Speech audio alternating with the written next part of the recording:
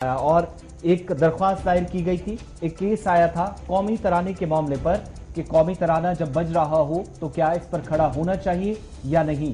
Hall के अंदर यानी आपके सर के ऊपर छत है तो वहां पर आप खड़े हो सकते हैं या नहीं, सवाल पूछा गया था। और इस सिलसिले में किसी इज्तिमा के दौरान या किसी तकरीब के दौरान खड़ा होना कैसा है और ना खड़े हों तब कैसा है।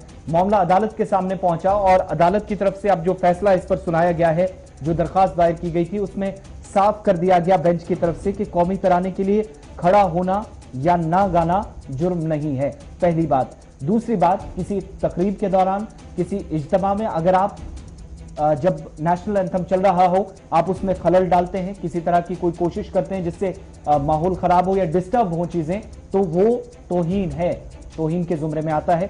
ये बेंच की तरफ से साफ कर दिया गया। और अच्छा, इसमें एक चीज जी बड़ी क्लियर कर दे, चूंकि कोर्ट वाला मामला है, इज्तिमा में खलल डालना या उन्हें कौमी तराना बजाना या गाने से रोकना, दोनों को तौहीन के जुमरे में करार दिया गया है। और जम्मू कश्मीर हाई कोर्ट के अंदर ये मामला जो था जी, और डॉक्टर तौसीफ अहमद भट्ट थे जिन्हें सितंबर 2018 में इसलिए एफआईआर दर्ज हुई थी कि उस कॉलेज फंक्शन के दौरान कौमी तराना बजाया गया था, वो खड़े नहीं हुए थे, वायरल वीडियो था, जिसके बाद उस कॉन्ट्रैक्चुअल लेक्चरर को सस्पेंड कर दिया गया, मुअत्तल कर दिया गया। और 2018 से 2021 तक ये मामला जो है वो कोर्ट के अंदर चलता रहा, कोर्ट में सुनवाई होती रही। और फाइनली कोर्ट ने कल जो वर्डिक्ट अपना दिया वो ये कहा कि एफआईआर जो इनके खिलाफ लगी है उसे कॉश किया जाए, उसे खत्म किया जाए। और उनकी तरफ से डिसरेस्पेक्ट किसी तरीके से नेशनल एंथम को नहीं किया गया है। और ये तभी डिसरेस्पेक्ट माना जाएगा, ये तभी तौहीन माना जाएगा अगर कोई इंसान गा रहा है कौमी तराना तो आप उसको रोकेंगे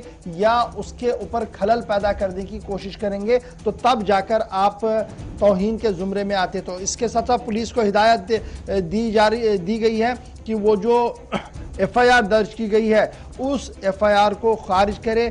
और आगे भी ये कहा गया कि इन सभी मामलों के लिए एग्जीक्यूटिव मजिस्ट्रेट क्लास 1 मजाज नहीं है कि वो कोई फैसला ले, बल्कि ये कहा गया कि चीफ जुडिशियल मजिस्ट्रेट क्लास 1 को हिदायत जारी करते हुए ये कहा गया कि वो इन मामलों की ओर देखा करें कि किस तरीके से एफआईआर दर्ज करवानी है या नहीं करवानी है। तो एक लंबी बहस चली है इस पर, और उस बहस के बाद फाइनली जो डिसीजन सामने आया है डॉक्टर तौसीफ अहमद भट्ट के मामले पर, जो लेक्चरर थे कॉन्ट्रैक्चुअल गामा डिग्री कॉलेज बन्नी के अंदर, कठुआ के अंदर, और उन्हें बुक किया गया था साल 2018 के अंदर।